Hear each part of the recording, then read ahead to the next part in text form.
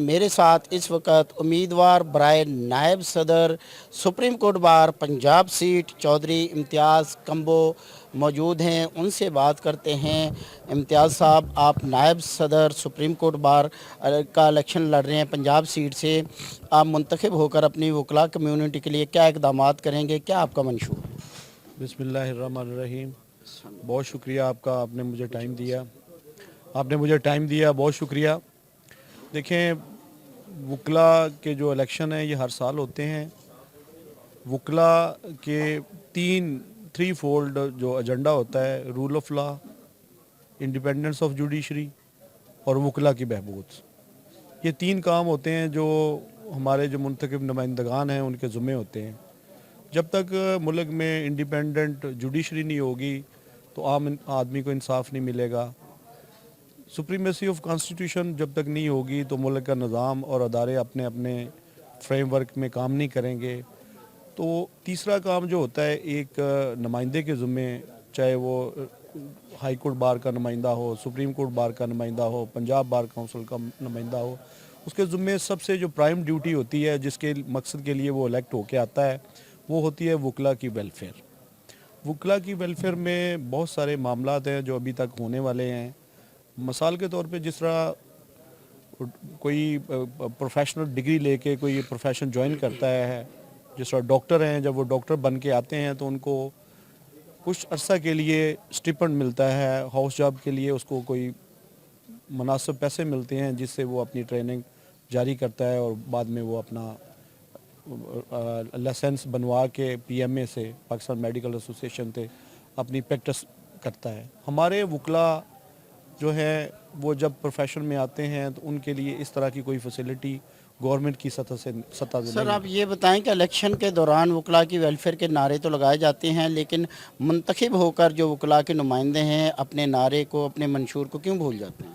ये आपने बिल्कुल सही कहा। ये जो एक रवायती किस्म के सियासतदान हैं जो कभी जॉइंट सेक्रेटरी का इलेक्शन लड़ते हैं, छोटे बड़े इलेक्शन लड़ते रहते हैं, हर साल लड़ते रहते हैं, और वो वकला की वेलफेयर से हट के अपनी वेलफेयर में पड़े रहते हैं।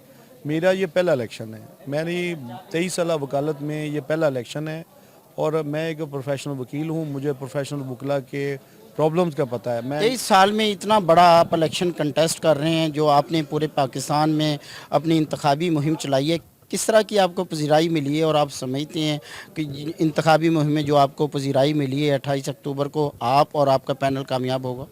इंशाल्लाह जी बिल्कुल। मैं खैबर गया हूँ, पख्तूनख्वा गया हूँ, मैं पेशावर गया हूँ, कराची गया हूँ, गो के मैंने पाकिस्तान के हर शहर में गया हूँ जहाँ पे वोटर मौजूद थे, और मैं एक एक बंदे को मिला हूँ।